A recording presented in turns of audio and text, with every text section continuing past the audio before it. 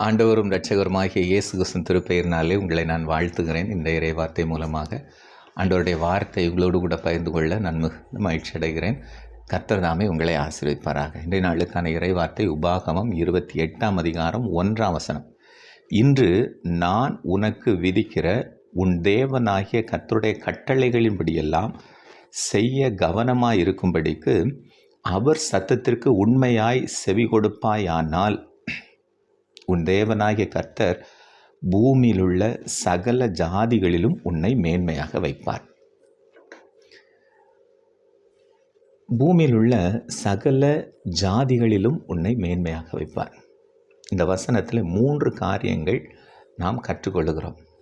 என்ன அப்படின்னா, முதலாவது கண்டிஷன் ஃபார் த பிளஸ்ஸிங், ஆசீர்வாதத்தை சுதந்தரிப்பதற்கு ஒரு அங்கே கண்டிஷன் ஆண்டவர் சொல்கிறார். என்ன கண்டிஷன் சொல்கிறார் அப்படின்னா, அவருடைய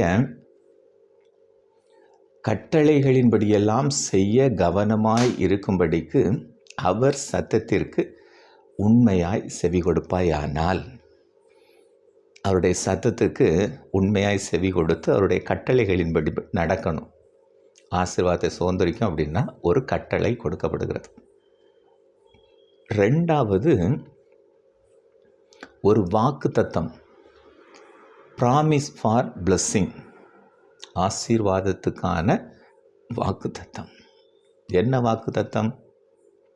அவர் உன்னை மேன்மையாக வைப்பார். அவர் உன்னை மேன்மையாக வைப்பார். இது வாக்கு தத்தம். எனவே இந்த அதிகாரத்தில் நீங்கள் தொடர்ந்து வாசித்து பார்ப்பீங்கன்னா முதல் 14 வசனங்கள் ஆசீர்வாதங்களாகவே சொல்லப்பட்டிருக்கும்.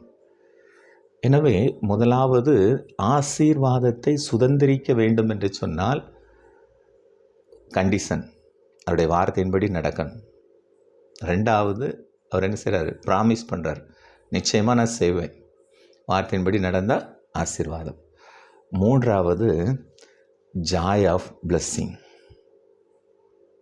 ஆசீர்வாதத்தை கொண்டாடுதல், ஆசீர்வாதத்தில் மகிழுதல். அங்கே சொல்லப்படுகிறது எல்லாமே உங்களுக்கு தான். இங்கே வாசித்து பார்ப்பீங்கன்னு சொன்னால், பூமியில் உள்ள சகல ஜாதிகளிலும் உன்னை மேன்மையாக வைப்பார். சந்தோஷமான ஒரு காரியம், மகிழ்ச்சி. எனவே நீங்கள் செய்ய வேண்டியது, உங்களை அவர் பூமியில் உள்ள சகல ஜாதிகளிலும் மேன்மையாக வைக்க வேண்டும் என்று சொன்னால் அவருடைய வார்த்தையின்படி நடவுங்கள். இதுதான் இங்கே சொல்லப்படுகிற காரியம். எனவே அருமையானவர்களே, இந்த வசனத்திலே 3 பாடம் இருக்கிறது. என்ன அப்படின்னா, முதலாவது கண்டிஷன் ஃபார் பிளஸ்ஸிங், ஆசீர்வாதத்துக்கான கண்டிஷன், கட்டளை. 2வது ப்ராமிஸ், அங்கே அவர் என்ன செய்கிறார்? வாக்கு பண்ணுகிறார், உன்னை சகல ஜாதிகளிலும் மேன்மையாக வைப்பேன் என்று சொல்லி. 3வது என்ஜாய், அந்த மகிழ்ச்சியை, அந்த ஆசீர்வாதத்தை நீங்கள் சுதந்திரிக்க வேண்டும், அனுபவிக்க வேண்டும்.